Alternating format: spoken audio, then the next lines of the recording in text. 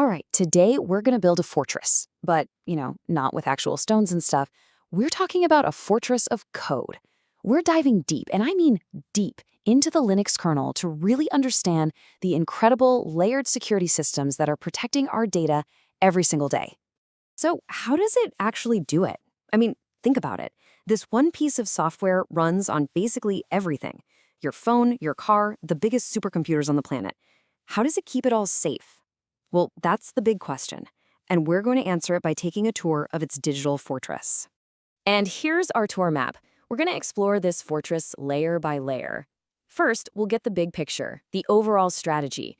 Then, we'll meet the guards at the gates, check the locks on the data vault, see how they harden the core of the fortress itself, and finally, we'll get access to the most protected place of all, the inner sanctum.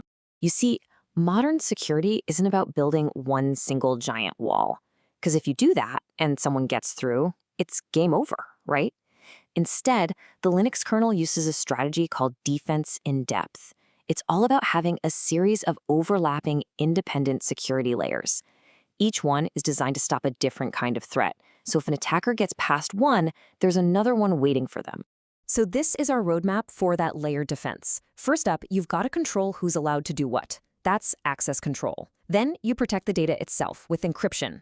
After that, we go even deeper to shield the kernel from flaws in the actual hardware it's running on.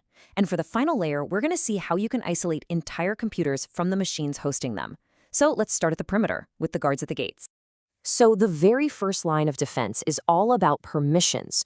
Who gets in and what exactly are they allowed to touch once they're inside? This is the job of the Linux Security Modules, or LSMs for short.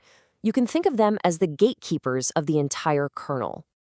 Now, what's so cool about LSM is that it's not one single security tool. It's actually a framework, a set of hooks that are built right into the kernel's most critical decision points.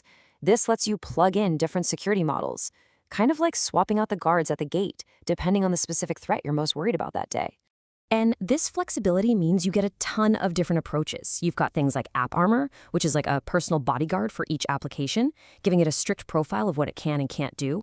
Then you have something like IPE, which makes decisions based on unchangeable facts, like, is this file part of the original verified system? And then there's Yama, which focuses on locking down the ways processes can spy on each other. Each one is a different kind of guard with very different specialties. And this quote, which comes directly from the kernel's own documentation, just nails why this is so important. These gatekeepers are absolutely essential because this fortress is under constant attack. But what if an attacker manages to slip past them? Well, let's go one layer deeper. Okay, so an attacker got past the gates. Maybe they physically stole your laptop, or they pulled a hard drive out of a server rack. Their next move is to go for the data. But what they find is that all the data is locked away inside a vault, protected by file system level encryption. I mean, this is the classic nightmare scenario, right? It's not some fancy remote hack. It's just someone physically holding the disk that has all your stuff on it. Without encryption, that's it. It's over. All your files are just sitting there. The kernel's answer to this is a feature called fscrypt, and it works seamlessly in the background, encrypting your data as it's written to the disk and decrypting it when you need to read it. To an attacker who just has the physical drive, your data is just a meaningless jumble of digital noise. They have the vault, but they have no way to open it. But, and this is super important, you've got to remember our defense in depth principle. The documentation is crystal clear here. Fscrypt is incredibly powerful, but it's not a silver bullet. It's designed to protect data at rest, when the power is off. It can't protect you if the kernel itself gets compromised while the system is up and running. And that's exactly why we need another layer. We are now journeying to the very core of our fortress. And down here, we're defending against a much sneakier kind of threat. We're not talking about malicious software anymore. We're talking about flaws in the actual CPU hardware, the brain of the computer.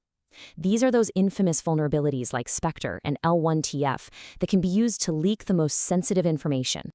Now, the kernel documentation breaks these threats down into two main flavors. You have the user-to-kernel attack, where some rogue app on your computer tries to steal secrets from the kernel. Then there's the guest-to-host attack, which is a huge deal in cloud computing, where a malicious virtual machine tries to steal data from the host computer that it's running on. What's really amazing is how transparent the kernel is about all this. You can literally just check a file on your system to see if you're vulnerable to a bug, like L1TF, and see exactly what the kernel is doing about it.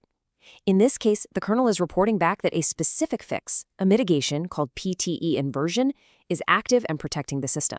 The key takeaway here is that the kernel has this entire toolkit of super technical, low-level defenses. It uses these complex tricks to manage memory, to validate access, and even to control how the CPU predicts things, all to shut down these hardware attacks. It makes exploiting these bugs much, much harder. And that brings us to the final layer, the most secure room in our entire fortress.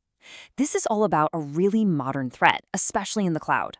We're talking about protecting a virtual machine, not from hackers on the internet, but from the very computer that's running it. See, traditionally, the relationship is really simple. The host machine, the hypervisor, is basically God. It has total control and total visibility into the guest virtual machines. It can read their memory, see what they're doing, everything. But what if you can't trust the host? What if you're running a super sensitive workload in a public cloud, and you need to guarantee that not even the cloud provider's administrators can peek at your data while it's being processed? That's the problem that confidential computing is here to solve. And the Linux kernel is right on the cutting edge of this, with built-in support for all the latest hardware tech from the big chip makers. AMD's SEV, Intel's TDX, ARM's CCA, they all use special features in the hardware to create a completely encrypted and isolated space for a virtual machine to run in. The end game here is to create a true digital black box.